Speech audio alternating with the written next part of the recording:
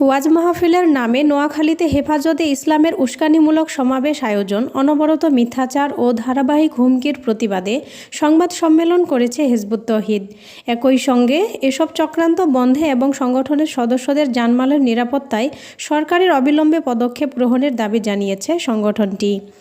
আজ শনিবার Bangladesh crime reporters association মিলনায়তনে হিজবুত তৌহিদ আয়োজিত সংবাদ সম্মেলনে এসব কথা জানান সংগঠনের যুগ্ম সাধারণ সম্পাদক এস.এম. শামসুল হুদা ও ঢাকা মহানগর হিজবুত তৌহিদের সভাপতি ডাক্তার মাহবুব আলম মাহফুজ।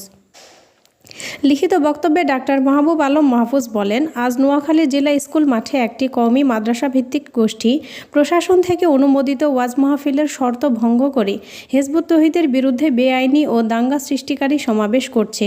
নোয়াখালী জেলা পুলিশ সুপারের অনুমোদনপত্রে নির্দিষ্ট কোনো সংগঠনের বিরুদ্ধে বক্তব্য দেওয়া নিষিদ্ধ থাকা সত্ত্বেও তারা ব্যানারের লেখা ও সমাবেশের বক্তব্যে সুস্পষ্টভাবে আইন ও অনুমোদনের শর্ত লঙ্ঘন করেছে।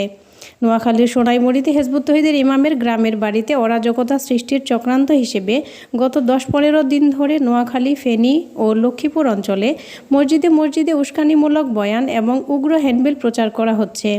এমনকি ঢাকার উত্তরায় সংগঠনের কেন্দ্রীয় কার্যালয়ের সামনেও উস্কানিমূলক মিছিল ও হুমকি দেওয়া হয়েছে।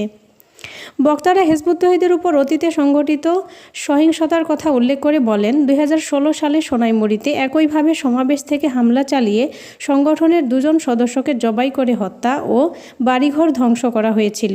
সাম্প্রতিক উস্কানি ও হুমকির কারণে সদস্যরা পুনরায় জানমালের চরম নিরাপত্তাহীনতায় ভুগছেন। এই অবস্থায় দেশের শান্তি শৃঙ্খলা বজায় রাখতে অনতিবিলম্বে এসব উস্কানিমূলক তৎপরতার সঙ্গে জড়িতদের আইনের আওতায় আনা এবং হিজবুত তৌহিদের সদস্যদের জানমালের নিরাপত্তা নিশ্চিত করতে সরকারের কাছে জোর দাবি জানানো হয়।